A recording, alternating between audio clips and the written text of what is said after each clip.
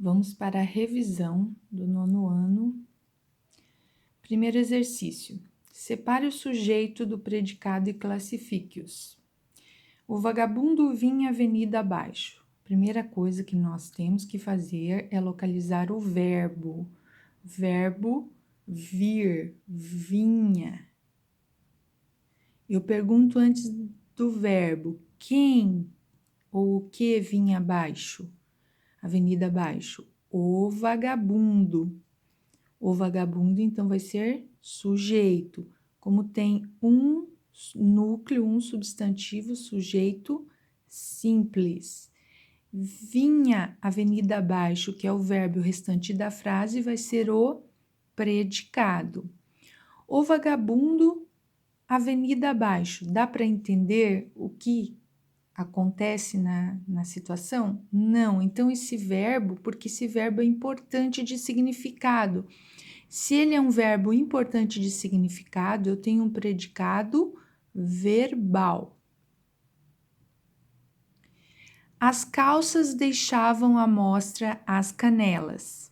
Qual que é o verbo? Deixar, deixavam.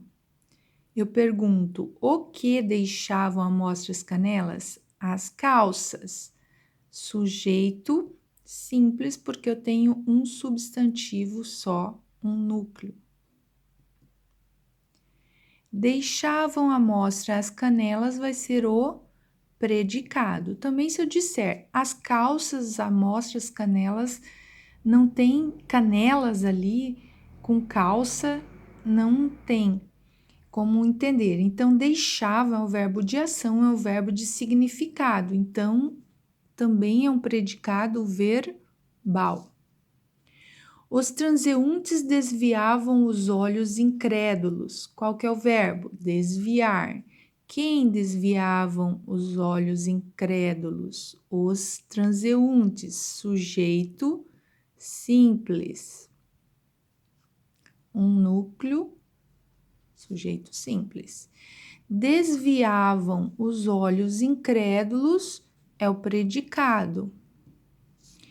Desviavam é um verbo importante de significado. Os transeuntes caminhavam incrédulos, os transeuntes conversavam incrédulos. Então, desviavam é um verbo importante de significado. Então, seria verbal. Mas os transeuntes incrédulos.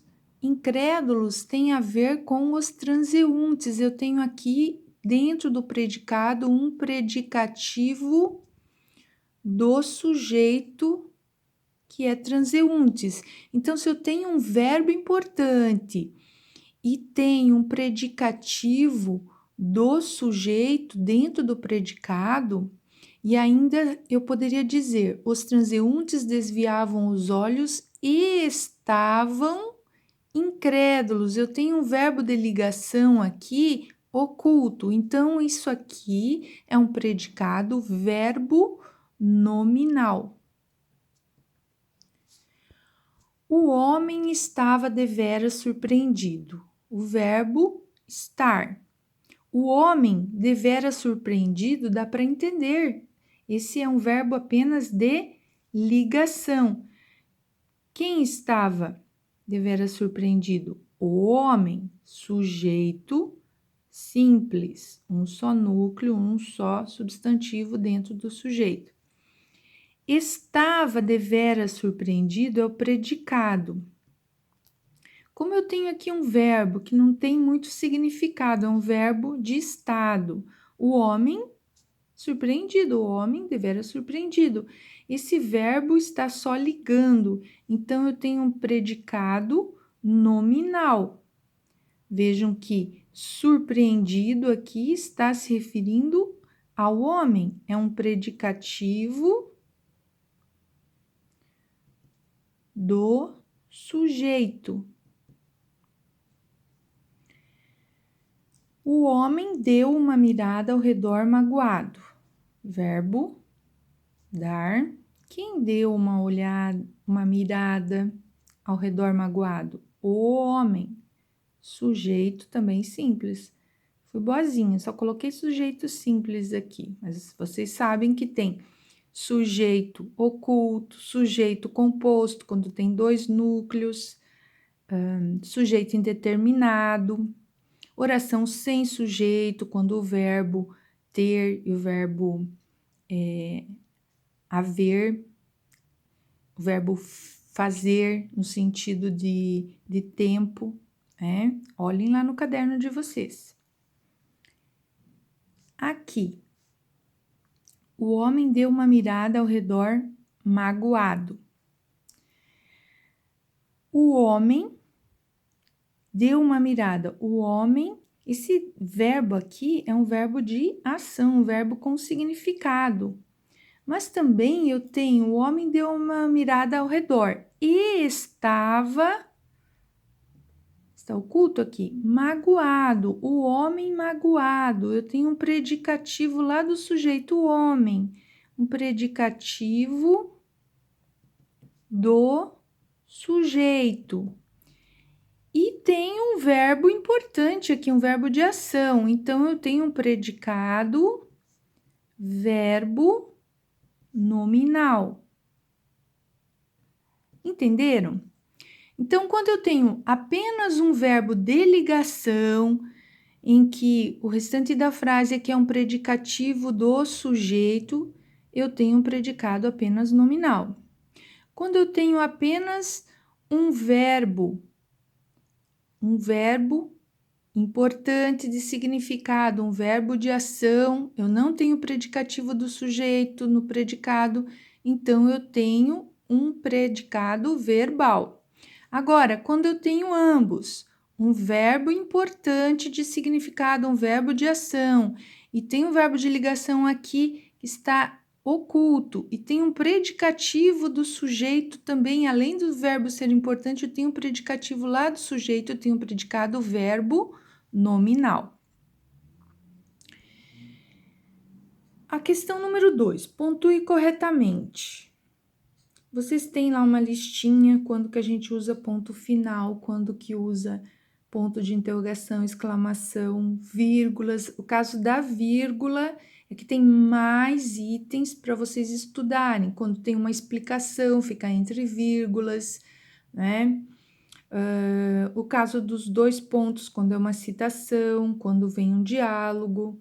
O caso das aspas, muito importante quando a gente vai retirar um trecho de um texto que alguém disse ou é um texto de alguém, né? Eu tenho que colocar entre aspas e tenho que dizer quem foi que falou. Também quando eu estou fazendo uma resposta e eu retiro um trecho do texto, eu coloco entre aspas e depois faço as minhas considerações sobre a resposta, justifico por que eu retirei aquele trecho, né? Então, vamos lá. Nessas questões aqui, lágrimas não são argumentos. É uma frase de Machado de Assis. Então, eu vou colocar entre aspas, eu já coloquei aqui, ponto, né? Porque ele fez uma frase. Lágrimas não são argumentos, ponto final. Aspas, e entre parênteses, o autor da frase, quem foi que disse. Aqui um trecho, Neruda olhou o relógio e suspirou. 2 pontos, é um diálogo. Eu poderia também colocar aspas, porque eu retirei essa frase aqui de um texto do livro. Então, também haveria aspas. Neruda olhou o relógio e suspirou. 2 pontos, travessão, porque vem exatamente a fala direta, o discurso direto do que a personagem Neruda falou. Bem, vírgula, quando você diz que o céu está chorando, reticências, o que é que você quer dizer com isso? Ponto de interrogação, uma pergunta direta. Letra C, rapaz, é uma exclamação, então ponto de exclamação. Todos são poetas no Chile, ponto final, uma afirmação.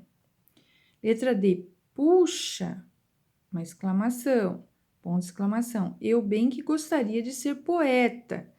Aqui pode ser ponto de exclamação ou ponto final se ele só declara. Exercício número 3. O que é conto? Qual a diferença do romance? Então, aqui. Conto, uma narrativa curta de ficção. Lembro que eu falei que é uma narrativa curta, às vezes pode ter uma página, às vezes pode ter 3, 4, 5 páginas, mas ainda é uma narrativa curta. O enredo se organiza em torno de um só conflito, uma só história principal ali. Possui introdução, quem, quando, onde, complicação, o que, iniciando ali o problema, o clímax, que é o que com tensão, é a parte de tensão do problema, e o desfecho, que é o que, o final do conflito. Vocês podem ver lá na página do livro do 9º ano, na página 19. O romance é uma narrativa longa de ficção, diferente do conto, que é curta, com descrição longa de ações e sentimentos das personagens, cuja história se passa num determinado tempo e espaço. Então, está lá na página 57 do livro do 9º ano. Ambos, o conto e o romance, são escritos em prosa. O que é prosa? Prosa é linhas, parágrafos. Ok. Letra B. O que é tempo cronológico do texto e tempo psicológico? Dê exemplos. O cronológico, ele é marcado, ele tem estações do ano, na primavera, horas, às 15 horas, de noite, dias. Então, ele é marcado esse tempo. Já o tempo psicológico transcorre no interior da personagem, dos seus pensamentos, da sua imaginação. Então, isso está lá na página 30. Letra C. Quais os elementos da narrativa e como se divide? A gente já respondeu aqui no conto, mas organizando aqui. Então, quem, quando, onde, que fica no primeiro parágrafo. O que fica nos outros parágrafos, que é a complicação do problema, quando inicia a complicação, o clímax, que é a parte mais tensa do problema, e o desfecho, que é o final, como que termina esse problema. Está lá na página 19 e no caderno também que eu passei para vocês. Exercício 4. Classifique o narrador dos trechos. Neruda olhou o relógio e suspirou. Aqui eu tenho o narrador em terceira pessoa, ele só observa, só conta os fatos, as ações das personagens. Letra B. Era inverno, época de festas, não me deram nem de comer nem de beber. Aqui o narrador também é personagem, também participa da história, então é o narrador em primeira pessoa. Ok? Estudem para a avaliação.